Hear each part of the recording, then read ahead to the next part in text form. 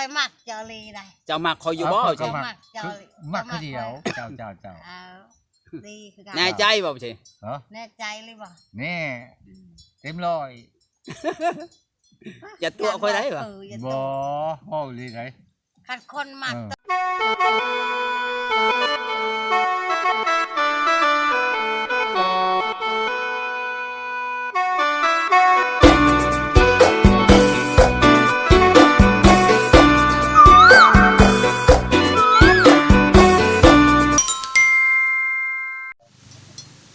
พ่อใหญ่ถามมงโดสมบัติว่าเอากันนี่ค่าจินสอดนี่แพงบ่ค่าจินสอดเพิ่นจะค่อยถาม เพิ่ เพิ่น เป็นลูกเป็นเมียนี่ค่าที่ค่าข้องค่าสินสอดนี่แห้งซำใด แกล้งเติบเลยบ่จักน้ำเพิ่นเด้อ รู้จักนำผู้ใด อีอ้ายน้องพุ่นแหละเนาะ ใช้อ้ายน้องอยู่ไส เราไอ้น้องเรา อันนี้เหือน ใช้เหือน เหือนชุดอันนี้ เออ นี่ก็หน้าแล้วตะหนานนะน้องชาย บ่ เออ แต่เก่าตะกี้ได้ใช่มั้ยตะกี้เลยเท่าไรจะค่าจินสอดตะกี้ ค่อยบ่จักถ้าแต่ค่อยรู้จักแต่งูกินหัน เออ งูความกินหันกับควายนะก็ค่าเงินยังบ่ฮู้ก็ค่อยบ่ได้จับเงิน เอ นี่ อ งัว งู ความ งูควาย ควายตัวหนึง งูตัวหนึงงูหนึงควายตัวหนึง อย่างละโต อืม บ่แม่นควายสองตัวหนึงบ่ควาย ตัวหนึงกินความหันแล้วก็งูตัวหนึงก็กินดองหันแล้วแต่เจ้าชื่อเขาว่าเอง เฮ็ดตัวนี้กินความเลยเนาะ อืมกินความ เจ้า บัดนี้บัดกิ ตัวน หนึ งว ง ก กิน ค งวก วาม เคยอีกแต่งหันกับความหมดเลยได้กินความละเคยมาอีกได้งัวกินหันชวน เจ้า ชวนทางลูกอันทางเมียนี่ได้ทางผู้หญิงนี่ได้ผู้ชายมากินนี่ได้ตัวน้อยผ่าเคิงได้งัวฮะ โอ้ คนละเชกกับผู้ชาย คนละปียังวัวใช่ อ่า เออ คนละข้าง อืม เคยกับ เออ ทางผู้หญิงกับทางผู้ชาย เออ คนละครึ่งกัน อืม เออ หากแต่ว่าดองให้คำผู้หญิงได้กะที่เจ้าก็กินงัวเขาแน่กินงัวเคยแน่ในนั่นได้ ทำบ่เม็ดนั่นเนาะ เนาะทางพระเจ้าก็เลือกแต่มันจะขาขามันจะขาก็เลือกแต่มันยาว แม่น นี่ได้ทีจะก่อนนะ เงินคำแก้วถาม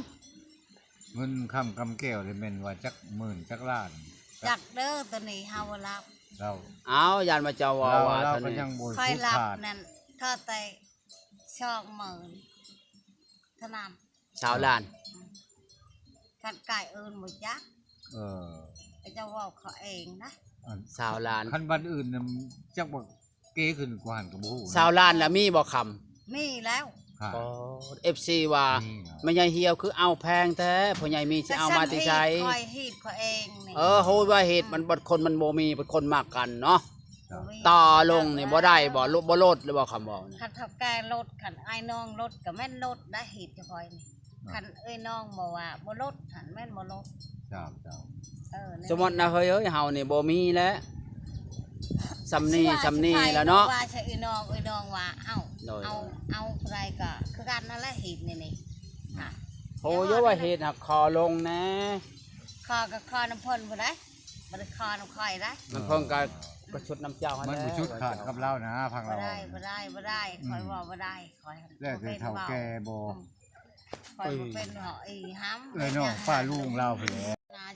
มันมาเอามาดอกบ่ยากดอก ปีมันก็มีบ่ มันก็มีแหละปี เอามาให้กินนะปีมันก็ อย่ากินมะกล้วยสุก อย่ากินตั้งปีมัน แม่น กูยอก ก็ได้มาก่อนจ้ะคนพื้นหน่วยอย่างนี้ เอ้า ฮะ ใส่ผ่าน ใช้ลูกมันนะพ่อ ใช่ โอ้ยพ่อมันบ่แม่นมันสิมไปนะพ่อเลย ป้าหักลูกเจ้าก็เนาะงู มันเฮ็ดใส่ลูกมัน ว่าก็ว่ามันสิไปนำแหละมันบ่ไป มันเฮ็ดใส่ลูกมันดื้อเด้อยอมลูก ตีตึงนอนอยู่มือนี่ตึงละ เออ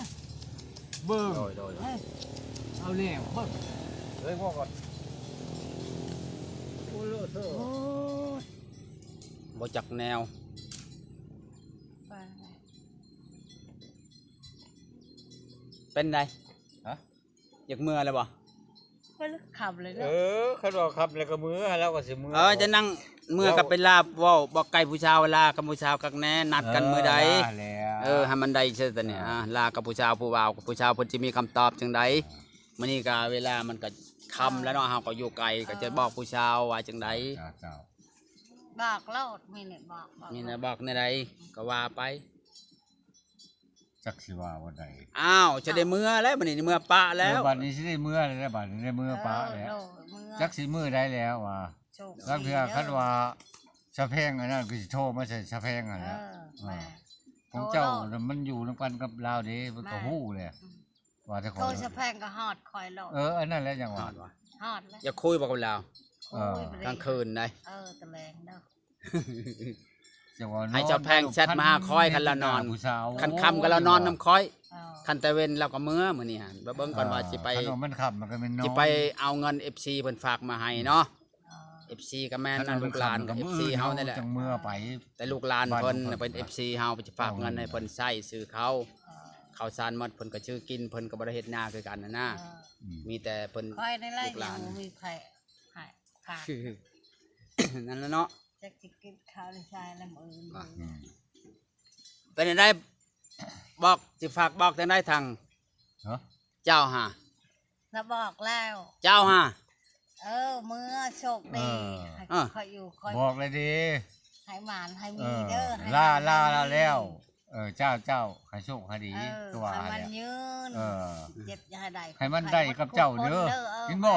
ให้มันได้กับเจ้าเด้อ แม่น โชคดี มันสิได้บ่ได้เลยก็จะเป็นแหละ แม่น เออ ให้ร่ำรวยหมดทุกคน เจ้า ให้มา เจ้า ช่วย เอามังโมอวยพรพ่อใหญ่ดูยออยู่ใช้กองว่าอวยพรไปเป็นชื่อมังโมแตงโมจินตะ ชื่อโมให้ได้ ชื่อโมมาฝาก เจ้า ชื่อมาฝาก เจ้า กินเนี่ยไม่ได้กับพากินกันเนาะกับ เออ สาวแพงอะเนาะ มีของฝาก แม่น พ่อ ให้ ใหญ่ ร่ำ ได้ ให้ เป็นชื่อ รวยเด้อ เจ้าสาธุแล้ เอ ว อ ให้ได้เมียงามๆคือคอยในเด้อ ช สิ มความมันมุ่ง ให้ มั่น ได้เมียงามคือคอยเด้อ เจ้าเขาไม่ได้คือเจ้าโอ้มันก็ที่หนึ่งแล้ว คนดุมันขยันเนาะ ดู มาจักสิหอบใจงัว ดู มาจักสิตัดอ้อย คนประดุมันขยันดีเลี้ย จั ง กสิหากิน หน่อยเนี่ยเนาะ บ่ได้อยู่แต่ละมือได้เมียบัดนี้ก็ห้อย มันก็คัก ปั แล้ว น เนาะพ่อให ปั ญ่ นน่ะก็ยังบ่ได้เนาะ แม่น คุบหน้าคว้าหลัง คันเอาหันได้คนเฮาได้ บ่ คันมีเงินแต่งหั่นน่ะมาแต่งสิเอาละล่ะก็บ่ โอ้ก็ธรรมดา ได้ก็เจ้าเลยเนาะ โอ้ก็ธรรมดา โอ้ละว่าผู้ใหญ่ก็เว้าแล้วป้าจะเอาผัว มัน บ่ ค ได้ วาม ห นั่ ยั น ง คน เนาะ ก็ยัก ว่า อาย นะ ยักอายแล้วจะเว้าว่านี่มันความ คันมีผู้คอนี่เอา เอาเลยเนาะ สมมติว่าบ่แม่นพ่อใหญ่มีผู้อื่นมาคอเจ้าได้จ้ะ จักแล้วบ่ได้นึงไปจัก อ้าวชัวามีผู้บ่าวมามักเจ้าจะมาคอเจ้าแล้วผู้นี้ได้จะทิ่มบ่ โอ้ยคอยบ่มักก็บ่เอาแล้วมาขอแล้ว อ้าว แต่ก็จะมาขอ ยันว่ามีผู้มักมาผู้ใดมาคอสิเอาผู้นั้นคือจะว่า ถ้าว่า ขอ ท่าน ก็คอยบ่มักก็คือเก่าหั่นแหละเนาะ ว่าจังซี่จังคือว่ะ เออ มีผู้คอแล้วเอาโลดเนาะ บ่ได้เอา เธอพ่อใหญ่มีเพิ่นยังบ่มีเงินเด้เพิ่นยังหาเงินอยู่ เดี๋ยวนั่นแหละ รอเก็บเงินอยู่ลูกชายเพิ่น เออ ฝากไปก็เก็บเงินอยากได้เมีย ใจบ่ได้เว้านำก็สิไปเอาลุๆเล่ๆ เจ้าปัดมี ก็บ่ได้แล้ว มีผู้บ่าวมาแชงมาคอเจ้าสิเอาบ่ บ่ บ่ มามาสัญญากับผู้นี้แล้วไปสิไปเอาผู้นั้น บ่ได้เอา แล้วผู้นี้บ่เชื่อใจบ่มีหยังก็มาฝากมีหยังมาฝาก เออ เนาะพ่อใหญ่ เจ้าเจ้า ของกินแซ่บๆก็มาฝากเนาะ บ่ได้ บ่ เอา ได้ยังมาขอก็มาขอโลด ว่าคือแน่เดี๋ยวนี้เนาะว่ามีผู้มาขอดูสิเอาทั้งนี้ก็เสียใจนะ นี่แหละว่ามาขอเนาะเอา สัญญากับเราได้ว่าสัญญาด้วยอะสัญญาสัญญาสัญญาหันหน้าเข้ากันมาสัญญา ท่านวันแน่แท้อาสบานกันเฮา เอาก้อยเกี่ยวก้อยนี่เกี่ยวก้อยเจ้าบ้านนี่เอ้าเจ้าหันบ่เอาเกี่ยวก้อยไปสิ ท่านว่าจริงใจแท้ เกี่ยวก้อยเป็นไงเกี่ยวก้อย ประมาณแล้วดอกสัญญา บ่เกี่ยวก้อยชื่อๆนี่ เอากันก็เนาะมัน เอ้า จบแล้วเนาะ สัญญากันคัน บ่ได้อายจ้ะ เออ เอ้า ใครให้ คนมากันสัญญาได้ ใครมันมีความอัญญสัญ ยั ญาง อาย กันแน่เนาะ เพิ่นอายเพิ่นมาหา ถือว่า มาหารดอกเฮา ถือว่าอันเจ้านั้นมีหลายใจบ่ บ่มีไผ บ่หลายใจบ่นอกใจ สัญญากับผู้บ่าวแล้วมาหารเฮา อืม มักบ่ได้ก็บ่เคยสัญญา บ่จันตัวแล้วฮะ บ่ได้โตอะไรอากาศเลย เออ สัญญา ข้อย ปา บ่ ก เคย เอา สัญญาเลยได้ สัญญาปากก็ได้ ไปโจกให้ผู้บ่าวว่าน้องน้อยอันเป็นห่วง ด นั่น อกบ่ดอกบ่ บ่ได้ตัวดอกข่อยบ่เลย ให้จะคอยเป็นห่ว บ่ ง ตัว ำจ้ เนาะอืม ให้จะคอยเป็นห่วงน้ำเจ้ามันก็โพด อ่ะ แล้วว่ะ คันมักเลย อันอยากว่าคือว่า เอาเว้าดูเว้าใจลาวค่อยมักเจ้าอีหลีจะหั่นบ่เอาเว้าดู ข่อยมักเจ้าลีได้ เจ้ามักคอยอยู่บ่ เอา เจ้า ก็ มักเจ้า มักคือเดียวเจ้า เอาดีคือกัน แน่ใจบ่สิ เหรอ แน่ใจเลยบ่ แน่เต็มร้อย อย่าตัวค่อยได้บ่ อย่า บ่ ตัว เว้าเลยไหน คันคนมัก เออ ต้องชื่อมาให้พี่ช่างก็ชื่อมาให้โลดคนมักได้ ชื่อแล้วนี่ของอยู่ของกินชื่อบ่จัง ไม่อยาก บ่จังเนี่ยชื่อ กิของอยู่มักหมายมักตอบ เออ ชื่อมา ชื่อแล้วยันเจ้าบ่มักยันเจ้าไปเป็น ได้ ผู้ใหม่เนาะ ได้ บ่ อืม ชื่อมาโลดคัน เออ คันค่อยต้องการแต่ของกินนะกับเงินซื่อๆนี่นะ เออ มักอะไรก็ มักเงินบ่ได้มักคน มักคือกันหักกินเห็นของภาคผู้บ่า เอ ว อเดี๋ยว นะ นะ อ่าแล้วดีใจว่าของผู้บ่าวมาพาก แม นะ น มื้อนี้ก็ค่ำแล้วเนาะ ครับ มื้อนี้ก็จะจบคลิปซำนี้ครับใจครับใจ สวัสดี ใจหลาย มือใหม่พุ่นแล้ว บ่มีหยังเว้าแล้วเนาะค่ำแล้วเพิ่นว่ามักกันอีหลี จังมา ฮัก พ่อ กัน พ เฮา บกัน เอากัน มามือใหม่ โด พุ่ ย น มื แล้ อ ว ใหม่พอกันใหม่เนาะ จังว่า มื้อนี้ได้ พอพบ จบ กัน ลงคันนี้เด้อก็ว่าสบายดี ให้ เออ กินได้ ยังบ่ลืมปีกล้วยเพิ่นอยากปีกล้วยมีว่าปีกล้วยในสวนจ้ะ เนาะ ปีกล้วยมีบ่ ว่ามีแหละ มาให้เพิ่นก่อนนะ